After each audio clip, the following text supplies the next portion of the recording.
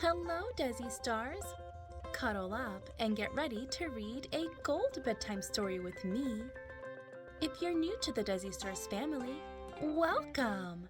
And please subscribe, because my library is full of books I'd love to read to you. Today we're going to read Rumpelstiltskin, retold by Anne-Marie Ryan, illustrated by Erica Jane Waters.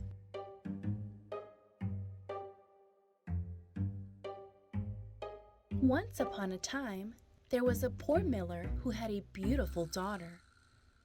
Her eyes were the color of cornflowers, and she had rosy pink cheeks. She was so lovely and clever that the miller couldn't resist telling everyone about her. One day, the king rode through the village. The miller desperately wanted to impress the king. Your Highness, my daughter is pretty and smart, he boasted. But the king took no notice. She can also spin straw into gold, the miller added, sure that this would get the king's attention.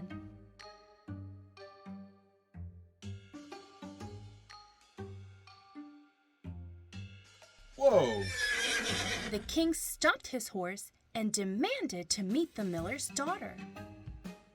He took her back to his castle and led her up a winding staircase to a room in the turret. There, she found a spinning wheel and a towering pile of straw. Spin this straw into gold by morning, said the king, or you'll be thrown into the dungeon.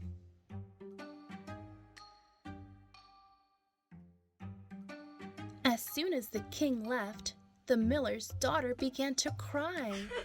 Even if she had a year to spin the straw into gold, she couldn't, for she didn't know how. Thinking about the dark, dingy dungeon, she sobbed even louder. Just then, a funny little man danced into the room, clicking his heels and tapping his toes. Spinning straw into gold is easy as can be.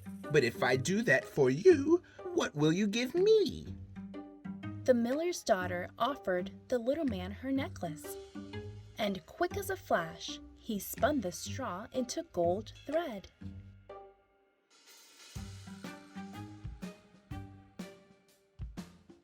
The next morning, the king was so pleased that he brought the girl an even bigger pile of straw. Again, he ordered her to spin it into gold by dawn. Well, she still didn't know how to do it.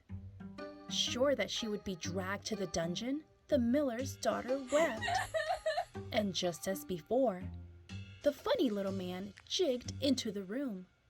Spinning straw into gold is easy as can be, but if I do that for you, what will you give me? This time, the miller's daughter gave the little man her ring. Quick as a flash, he spun the straw into gold thread that gleamed in the morning light.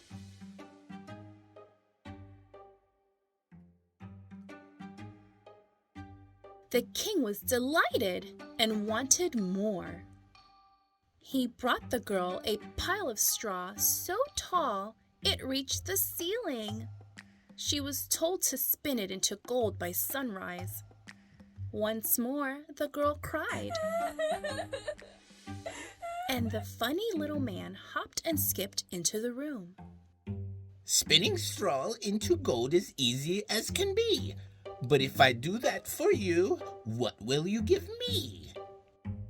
This time, the miller's daughter had nothing left to offer him. He made her promise to give him her firstborn child. Then, fingers flying and toes tapping, he spun the straw into gold.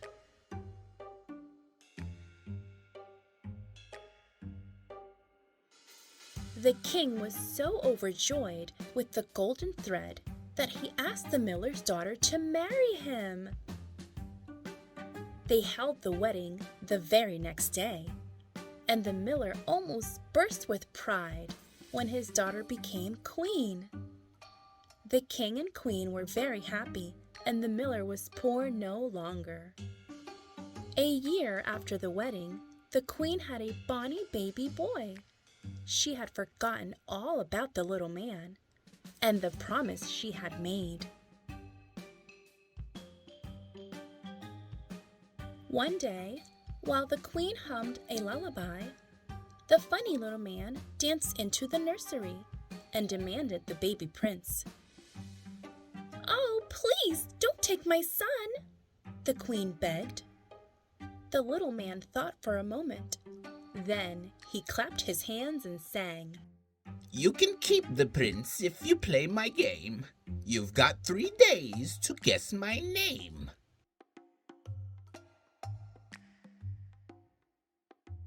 The queen lay awake all night, making a list of all the names she could think of.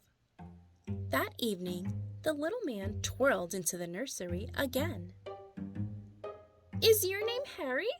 Or Larry? Or Barry?" asked the queen. But all of her guesses were wrong. The little man cackled with glee and sang, You can keep the prince if you play my game. You've got 2 more days to guess my name.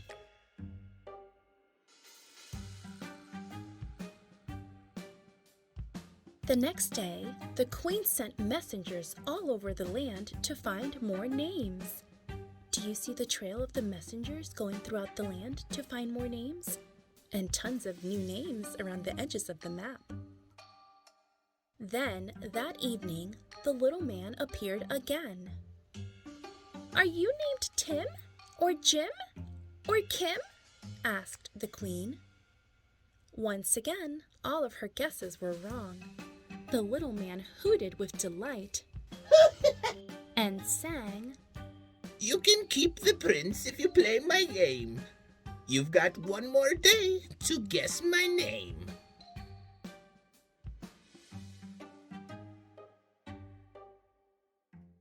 The next day, the queen's servant was chopping logs in the woods when he heard a strange sound. He ducked behind a pine tree and watched a funny little man leaping around a fire, singing. The queen will never win this game, for Rumpelstiltskin is my name. The servant hurried home to tell the queen what he had seen.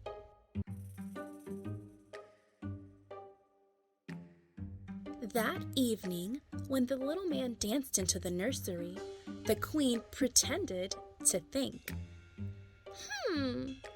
She said, "Is your name Doodlebug? Or Tiddlywinks? Or Flibbertiggybet?" The little man shrieked with laughter and shook his head. Do you give up? He asked, reaching for the baby. "I know! It's Rumpelstiltskin!" exclaimed the queen.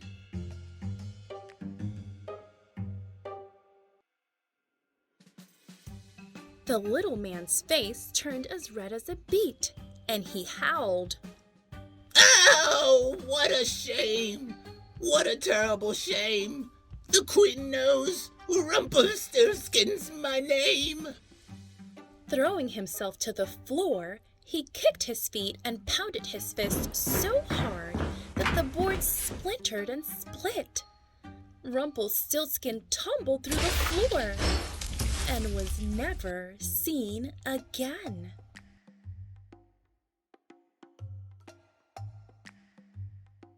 The end.